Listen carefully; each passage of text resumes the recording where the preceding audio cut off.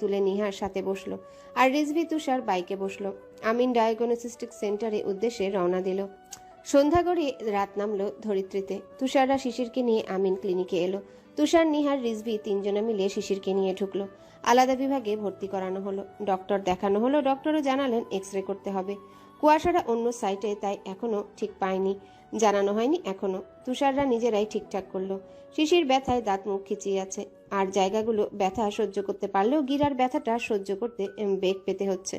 জাহিদ মালিথা এলেন সন্ধ্যার পর। বড় ভাইয়ের জন্য এসে হাউমা করে কেঁদে উঠলেন। তুহিন বাবাকে শান্ত করতে পারছেন না। ছেলেটা যেমন শান্ত প্রকৃতির, তেমনই স্ট্রং অনেক। এত বড় বড় ঝড় যাচ্ছে, তবুও নিজেকে শক্ত রেখেছে। তুহিন তুষারকে কল করে জানালো বাবাকে সামলানো যাচ্ছে না। তুষার তৎক্ষণাৎ চলে এলো, এসে চাচ্চুকে সান্ত্বনা দিতে লাগলো। কুয়াশা চাচ্চুর কান্না দেখে আবারও জোরে কান্না করে দিয়েছে। ইয়াসমিনও কান্না করছে আর থামাচ্ছে। ইয়াসমিনের বাবা আমিনুল হকও এসেছেন। ব্রেন স্ট্রোক হয়ে থাকে সাধারণত দুই ধরনের, একটা মস্তিষ্কে রক্ত সংরোধজনিত, অন্যটি রক্তক্ষরণজনিত। রক্ত সংরোধজনিত স্ট্রোক হয়ে থাকে রক্ত সরবরাহকারী রক্তনালী বিঘ্নিত ঘটে, অর্থাৎ বন্ধ হয়ে গিয়ে হয়। অন্যটি রক্তবাহের, অর্থাৎ রক্তনালী ছিঁড়ে গেলে হয়। জাকির মালিথার সিটি স্ক্যান করা হয়েছে। ওনার স্ট্রোকটি মস্তিষ্ক রক্ত সংরোধজনিত স্ট্রোক। ডক্টর চিকিৎসা চালাচ্ছেন, জানিয়েছেন 20 থেকে 24 ঘন্টার আগে শারীরিক অবস্থার কথা কিছুই জানাতে পারবেন না। ডক্টর সর্বোচ্চ চেষ্টা করছেন। সকলে শুধু আল্লাহকে ডাকছেন। বাড়িতে ফোন করে আশ্বাস দেওয়া হয়েছে। শিশির অস্থিরতায় কাটাচ্ছে। রিজভিকে বারবার বাবার কথা জিজ্ঞাসা করছে, আর বলছে বাড়িতে তার বিষয়ে যেন কিচ্ছুটি জানানো না হয়, তাহলে হাল আরো খারাপ হবে। রিজভিও মেনেছে। তুষারদেরও বারবার মানা করেছে যেন কাউকে কিছু না বলা হয়। রাত 9টার দিকে কুয়াশা ইয়াসমিনের সাথে বসে আছে। তুষাররা কত করে বলেছে ইয়াসমিনের সাথে চলে যেতে। মূলত কুয়াশাকে আর বাড়ির কাউকে এই অবস্থায় শিশিরের কথা জানাতে চাচ্ছে না, কিন্তু সে কিছুতেই রাজি হয়নি। মূলত তাকে সেখান থেকে এক পাও নড়াতে সক্ষম হয়নি কেউ। সে চাচুকে দেখবে তবেই বাড়ি যাবে, না হলে শান্তি পাবে না। কিছু বললেই কাঁদছে। মেয়েটা জেদি হলেও বুক ভরা ভালোবাসা। তুষাররা একবার বাবার কাছে আসছে, একবার ভাইয়ের কাছে। জাহিদ মালা থেকে একটু আগে শিশিরের কথা জানানো হয়েছে। তিনি শিশিরকে দেখে এসেছেন।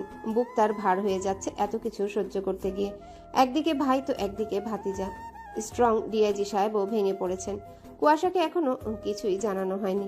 এতক্ষণ পর হঠাৎ কুয়াশার মস্তিষ্কে শিশিরের কথা এলো। সেই সকালের পর আর দেখেনি। এদিকে চাচ্চুর কথা চিন্তা করতে করতে শিশিরের কথা মনেই আসেনি। সে কই? তাকে কি বাবার কথা জানানো হয়নি? এখন রাত হয়ে গেছে তো, পরীক্ষা তো 4:30টার দিকেই শেষ হয়ে যায়।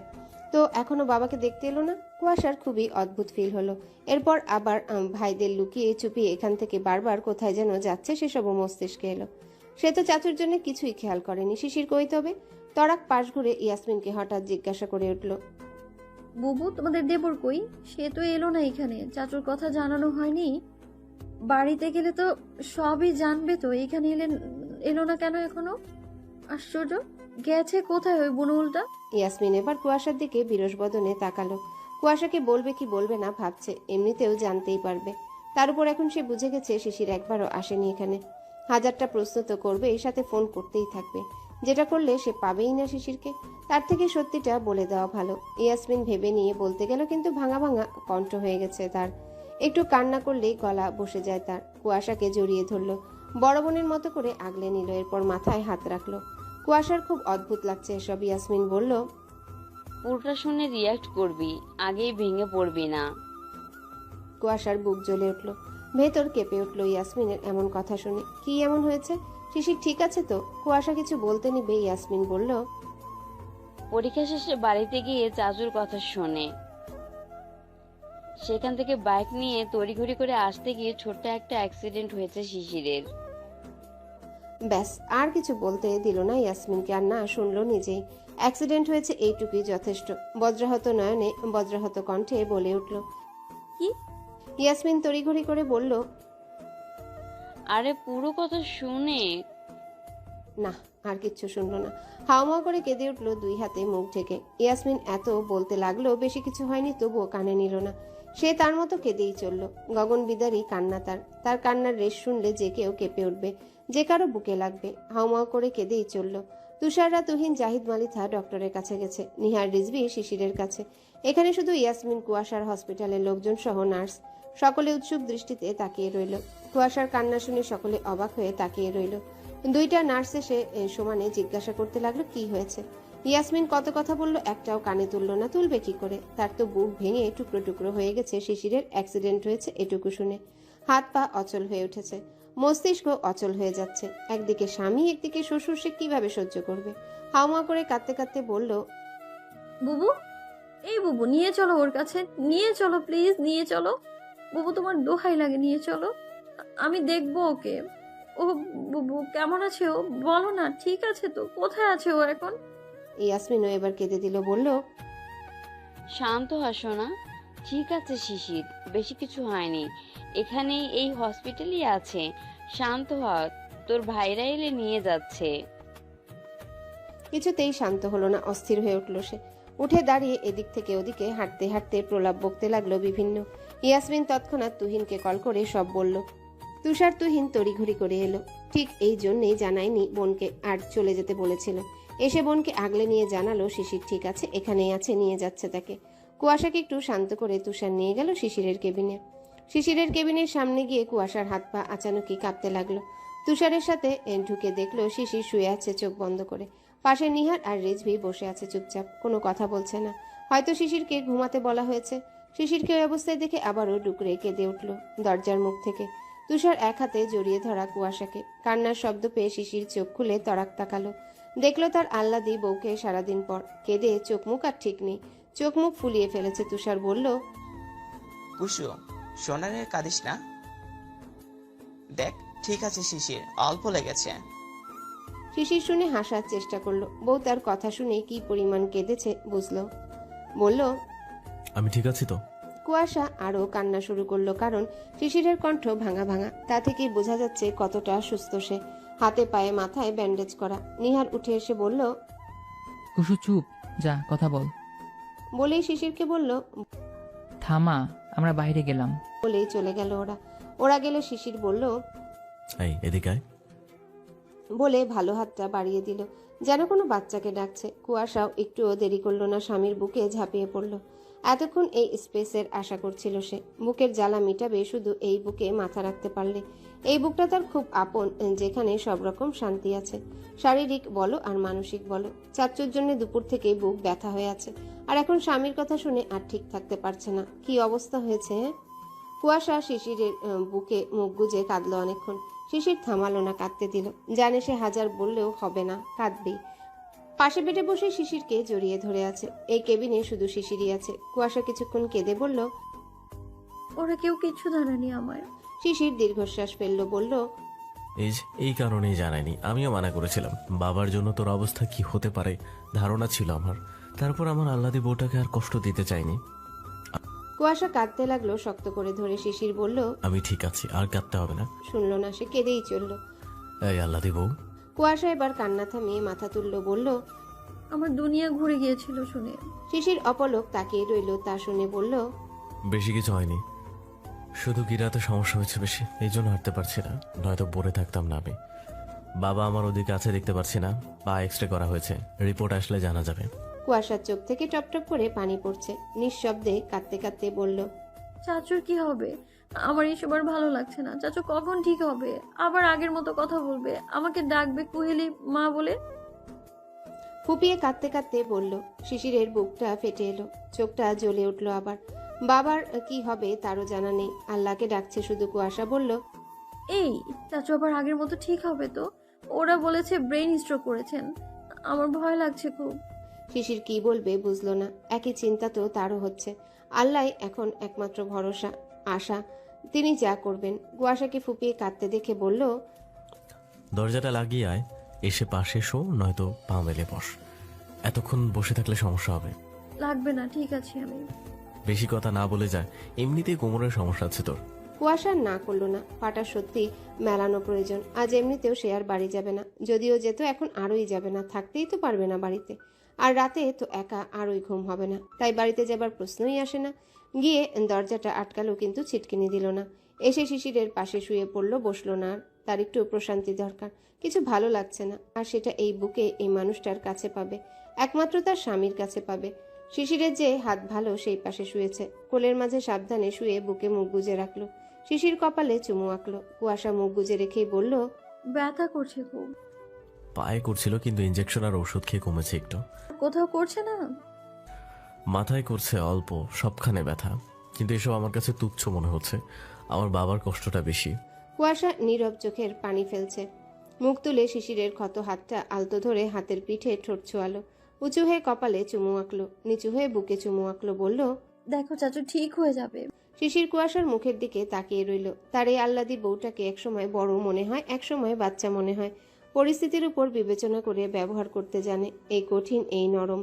এই যে এখন এতক্ষণ কান্না করা মেয়েটা তাকেই এখন সান্ত্বনা দিচ্ছে, আদর দিয়ে ব্যথা নিরাময় করতে চাচ্ছে। শিশিরকে তাকিয়ে থাকতে দেখে বলল, বাড়িতে যাব না আমি। যেতে হবে না। কুয়াশা একটু খুশি হলো শুনে, তবে কষ্টের কাছে চাপা পড়ল। শিশিরকে শক্ত করে জড়িয়ে ধরে গলার মাঝে মুখ গুজে ডুকরে উঠল।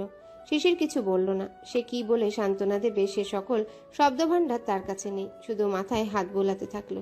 রাত 10টা পার হতে চলল। এখনো ডক্টর জাকির মালিথার সঠিক খবর দিতে পারলেন না।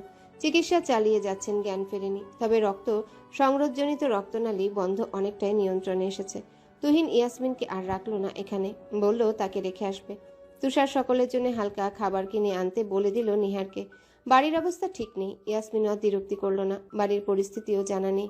তুহিন ইয়াসমিনকে রেখে আসতে গেল। আমিনুল হকও আর এখানে থাকলেন না, কারণ ওদিকেও একটা পুরুষ মানুষ লাগবে। মালিতা ভিলায় জায়রা সকলে নামাজে বসে আছেন। জাকিয়ার জ্ঞান ফেরার পর সুস্থতা আসলেই নামাজে বসেছেন। স্বামীর জন্য আল্লাহর কাছে ফরিয়াদ করছেন, স্বামী যেন সহি সালামতে থাকেন, বাড়ির কর্তা যেন বাড়িতে ফিরে আসেন। সেজদারত হয়ে কেঁদে চলেছেন তিনি। একটাই চাওয়া, স্বামী যেন আবার ফিরে আসে এই বাড়িতে। তার বেশি আর কিচ্ছুটি চাওয়ার নেই। স্বামীর সাথে এখনো কয়েক বছর একসাথে পার করার আছে। দমফাটা কান্না করছেন তিনি সেজদারত হয়ে। রাত 11টার দিকে আম্বিয়া, ইয়াসমিন, আজমিরা, মনিরা, বৃষ্টি সকলে মিলে জাকিয়াকে বুঝিয়ে শুনিয়ে তুলে ধরে বেঁধে অল্প একটু খাওয়ালেন। তিনি খেতেও নারাজ। সকলে হালকা পাতলা খেলো। গলা দিয়ে খাবারও নামছে না, কিন্তু নিজেদের সব দিক সামলাতে হলে সুস্থ থাকতে হবে। ইয়াসমিন এসে শিশিরের কথা শাশুড়িকে আর মাকে বলেছে শুধু, আর কাউকে বলেনি। আজমিরাকেও না। তিনি এমনি একটু দুর্বল প্রকৃতির। এত কিছু শুনলে আরো ভেঙে পড়বে। কাল জানলে জানবে, আজ আর কষ্ট দেবার প্রয়োজন নেই। আর জাকিয়াকে তো আরোই জানালো না। স্বামী সন্তানের এই অবস্থা শুনলে তাকে আর বাঁচানো যাবে না। বৃষ্টিকেও আর টেনশন দিতে চাইল না। ইয়াসমিন বৃষ্টির কাছে শুলো রাতে কুয়াশা আসবে জানিয়েছে। জাকিয়ার কাছে মায়েদের দিল। হিমকে আজমিরা ঘরে পাঠিয়ে দিয়েছেন। রাতে কারোর চোখে ঘুম ধরা দিচ্ছে না। জাকিয়া জেগে জেগে চোখের পানি ফেলছেন। জায়েরাও কেউ ঘুমাতে পারছেন না। হসপিটালে সকলে বসে আছে। শিশির কেবিনে আছে, কুয়াশা সেখানেই আছে। তুষার বাবার এদিকে আছে। রাত 12টা বাজতে চলল, অথচ বাবার কোনো খোঁজ মিলছে না। জাহিদ মালিতা শুধু ডক্টরকে বলে চলেছেন সব রকম চেষ্টা করতে, না পারলে বলতে ভাইকে তারা ঢাকায় নেবে। ডক্টর কিছুটা আশ্বাস দিয়েছেন। মস্তিষ্ক ব্লক অনেকটাই নিয়ন্ত্রণে। এটুকু শুনে কিছুটা শান্ত হতে পেরেছে সকলে, কিন্তু অপেক্ষার প্রহর আর শেষ হচ্ছে না। বিপদের সময় ঘড়ির কাঁটাও বোধহয় বেইমানি করে। রাত 1টা। কুয়াশা শিশিরের বুকে ঘুম এসে গেছে। 12টা পর্যন্ত কেঁদে কেঁদে একটু আগে ঘুমিয়ে গেছে। শিশিরের চোখে ঘুম নেই। এক শরীরের যন্ত্রণা, ব্যথা, এক বাবার জন্য চিন্তা, সব মিলিয়ে শরীরটাই পিষে যেতে চাইছে। চোখে ঢেকে পড়ে আছে শুধু শুধু একটাই চাওয়া, আপাতত বাবাকে বাড়িতে সহি সালামত নিয়ে যাওয়া। মস্তিষ্ক ব্লক হলে অনেক রকম সমস্যা হয়। সেসব নিয়ে চিন্তা করতে করতে শেষ তো হচ্ছে, সাথে ঘুম ধরা দিচ্ছে না। ভোর 4:30টার দিকে আল্লাহর কৃপায় জাকির মালিথার জ্ঞান ফিরল। একটা নার্স সর্বক্ষণ ছিল সাথে। সে জানালো বড় ডক্টরকে ডাকা হলো। জাহিদ মালিথা সহ তুষাররা অস্থির হয়ে উঠল। ডক্টর দেখে জানালো জ্ঞান ফিরেছে, কিন্তু কিছু টেস্ট করতে হবে এখন। এরপর সকল হালচাল জানাবেন। তুষারদের অস্থিরতা কমল না, তাই সকলে হসপিটাল থেকে বেরিয়ে নামাজ পড়তে চলে গেল। কুয়াশার ঘুম ভাঙলো চারিদিকে আজানের ধ্বনি কানে এসে। তাকিয়ে দেখলো শিশিরের বুকেই আছে। তড়িঘড়ি করে উঠতে গেল, কিন্তু বাহুতে চাপ পড়ল। সে সারা রাত এখানে এভাবে ছিল, শিশির তো নড়তেও পারেনি বোধহয়। এইভাবে তড়িঘড়ি করে উঠতে গেছিল, কিন্তু শিশির আটকে দিল, বলল, শুয়ে থাক, আমি ঘুমোবো একটু। বলেই ঘুরে কুয়াশার গলায় মুখ গুজে দিল। নামাজ পড়বো না? এখানে কোনো ব্যবস্থা করতে পারবি না, বাড়িতে গিয়ে কাজা পরে নিস। কুয়াশা আর কিছু বলল না, শুয়ে স্বামীকে সঙ্গ দিল। এক হাত শিশিরের চুলে চালাতে লাগলো, কপালে চুমু আঁকলো, বলল, এতক্ষণ জেগেছিলে? হ্যাঁ। কুয়াশার খুব কষ্ট হচ্ছে। বাবার জন্যই হয়তো ঘুম আসছিল না, সেও চিন্তায় ডুবল। সকাল 8টার দিকে ডক্টর জাকির মালিথার রিপোর্ট দিলেন। জানালেন ব্রেন স্ট্রোক করার ফলে জাকির মালিথার কিছু সমস্যা দেখা দিয়েছে। সেগুলো হলো ওনার ডাইন সাইডটা অবশ হয়ে গেছে, অর্থাৎ প্যারালাইসিস। মস্তিষ্ক কিছুটা অচল হয়েছে, মানে আপনজনদের চিনতেও একটু সমস্যা হবে, আর কথা আটকে আটকে আসছে। সব শুনে জাহিদ, মালিথা সহ সকলে আবার ভেঙে পড়ল। জাহিদ কেঁদে উঠলেন আবার। তুষার হাউমাউ করে এবার কেঁদে উঠল, আর সহ্য হলো না। নিহার তুহিন নীরবে চোখের পানি ছেড়ে দিল। তাদের মাথার উপরে শক্ত হাত রাখা মানুষটার হাত আজ অচল। তাদের পরিবারের শক্ত মেরুদণ্ড আজ অচল। যে পায়ে পা মিলিয়ে দিন পার করে সে পা অচল। যার বুলিতে সকলের দিনের রুটিন পার হয় সে বুলি অচল। বাড়ির এক একটা সদস্য যার কাছে মূল্যবান তাদের চিনতে পারবে না। সেই শক্ত মেরুদণ্ডের মানুষটা আর শক্ত রইল না, অচল হয়ে গেল। তাহলে মালিথা বিলাস অচল থাকবে কি করে এখন? তারাও তো অচল হয়ে গেল। রিজভি একা সকলকে সামলাতে হিমশিম খেতে লাগলো। শিশিরকে এখনই জানালো না কেউ। কুয়াশা সেখানে আছে, থাকুক। জাকির মালিথাকে দেখে সকলে শিশিরের কেবিনের সামনে এলো। জাকিয়া দরজার সামনে দাঁড়িয়ে নিজেকে আরেকটু শক্ত করে নিলেন। ভেঙে পড়লে চলবে না। তার বুকের ধন ফিরে এসেছে, এতেই শুকরিয়া আদায় করেছেন। আল্লাহ তাকে একেবারে নিঃশেষ করেননি, কিঞ্চিত হলেও আশার আলো রেখেছেন। দীর্ঘশ্বাস নিয়ে দরজা খুললেন তিনি নিজে। দেখলেন কুয়াশা ঘুমিয়ে আছে, স্যালাইনও প্রায় শেষের দিকে। শিশির পাশে শুয়ে আছে চিত হয়ে, কপাল বরাবর ভালো হাতটা দিয়ে চোখ ঢেকে রেখেছে। দরজা খোলার শব্দ পেয়ে শিশির চোখ খুলে ঘুরে তাকালো। মাকে দেখলো। বুকটা হু হু করে খাখা করে উঠল, জ্বলে উঠল বুকের মাঝে। দম আটকে আসলো, গলার মাঝে কান্না আটকে গিয়ে ব্যথা অনুভব হলো। বুকেও ভারী কিছু চাপার মতো অনুভব হলো। কথা বলতে পারল না মায়ের শুকনো ফোলা মুখ দেখে। চোখে মুখের অবস্থা বেগতিক। একটা সন্তান কি মায়ের এমন করুণ দশা সহ্য করতে পারে? মায়ের কষ্ট কি নিজের চোখে দেখে ঠিক থাকতে পারে, নাকি সহ্যই করতে পারে? চলচল চোখে মায়ের দিকে চেয়ে রইল। জাকিয়ে এগিয়ে গেল ছেলের কাছে। পিছনে আজমিরা নীরবে চোখের পানি ফেলছেন। ছেলে মেয়েগুলোর একই অবস্থা, সকলে পিছনে আছে। জাকিয়া ছেলের কাছে দাঁড়িয়ে মুখে হাত দিয়ে ধরলেন দুই হাতের আজলায়। চোখের পানি ছেড়ে দিলেন। এলোপাতারি চুমু খেলেন সারা মুখে ছেলের। শিশির নির্বিকার। একটা মা কি করে ছেলের এমন অবস্থা সহ্য করেন? শিশির কষ্টে উঠে বসে মায়ের কোমর জড়িয়ে ধরল এক হাতে। পেটে মুখ গুজে দিল। কাঁদছে বোধ হয়, শরীর কেঁপে কেঁপে উঠছে। জাকিয়া ছেলেকে আগলে নিলেন, নীরবে কেঁদে দিলেন। ছেলের মাথায় হাত বুলিয়ে দিলেন, পিঠ ডলে দিতে লাগলেন। আজমিরা আম্বিয়া এগিয়ে এলেন। কুয়াশাকে আগেই কেউ তুলল না। শিশিরের কাছে গিয়ে দাঁড়ালো, মায়ের থেকে ছাড়িয়ে আম্বিয়া কপালে চুমু দিয়ে বললেন, আব্বু, আমরা আছি না, জলদি সুস্থ হয়ে যাবে। শিশির মেজমাকেও জড়িয়ে ধরল। তার একটু বড়দের আদর ভালোবাসার প্রয়োজন।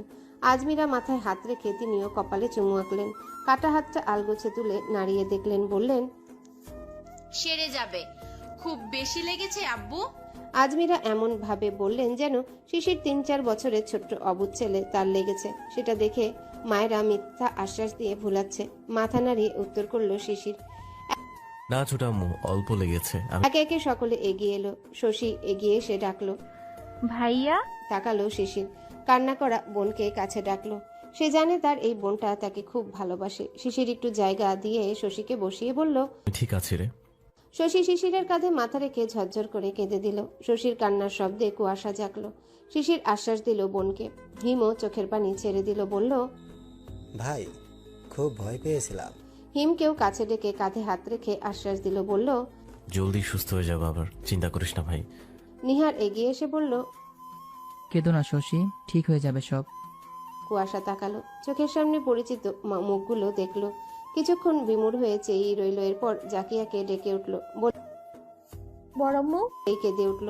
সকলে ঘুরে কুয়াশার দিকে তাকালো। জাকিয়া আজমিরা এগিয়ে কুয়াশার সাইডে গেলেন।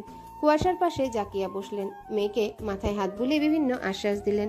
তিনি নিজেকে শক্ত করে এখন ছেলে মেয়েদের আশ্বাস দিতে লাগলেন। কুয়াশারও সারা মুখে চুমু দিলেন। কুয়াশা জাকিয়ার হাত জড়িয়ে ধরে কাঁদতে থাকলো, স্যালাইনে সুই এক হাতে। কিছুক্ষণ কান্নাকাটি করে জাকিয়ার শক্তমন এবং বুঝানোর কথা শুনে কুয়াশা নিজেকে সামলালো। কান্না থামিয়ে মাকে বলল, খাবার এনেছো আম্মু? তোমার জামাইকে খাইয়ে ওষুধ খাইয়ে দাও। সকলে অবাক চোখে চেয়ে রইল। নিজে অসুস্থ, অথচ স্বামীর চিন্তা ছাড়েনি। বউরা বোধহয় এমনই হয়, স্বামীর চিন্তা সবসময় করে। তারা নিজের স্বামী ঘরের বাহিরে গেলেও চিন্তার শেষ থাকে না। সেখানে শিশির তো অসুস্থ। আজমিরা বললেন, এনেছি, তুষার তুহিন খেয়ে এসেছে, তোদের জন্য এনেছি। আমি খেয়েছি ছোট আম্মু, রিজভি খাবার এনেছিল। কেউই ছিল না, তাই আমি আর বাবাই খেয়েছি। এখন একটু বাড়িতে যাব, গোসল করতে হবে আমার। গিয়ে একটু ঘুমিয়ে নিস, এখানে তুহিনরা আছে, ওরা দেখবে। নিহার সম্মতি দিল। সৌরজ বলল, আমরাও তবে যাই নিহারের সাথে। হানিফ সাহেবও বললেন এক কথা, তারা চলে গেল। শশী কুয়াশার কাছে থাকলো। স্মৃতি এসেছিল দুপুরে রিজভির সাথে, কিন্তু সে কাউকে দেখতে পায়নি। খাবার নিয়ে নিহারদের খাইয়ে চলে গেছে, সন্ধ্যার পর আসবে জানিয়ে গেছে। রিজভি ওকেই রাখতে গেছে। আজমিরা খাবার নিয়ে শিশিরকে খাইয়ে ওষুধ খাইয়ে দিলেন। জাকিয়া ছেলের কাছেই রইলেন। আম্বিয়াও সেখানে বসে থাকলেন। শশী হিম টুকটাক কথা বলছে কুয়াশার মন ভালো করার জন্য। স্যালাইন শেষ হয়ে গেলে নার্স এসে খুলে দিয়ে গেল। শিশিরের কেবিনে অনেকটা সময় পার করলেন সকলে। শিশির সকল প্রয়োজনীয় কাজে আজমিরা আর আম্বিয়া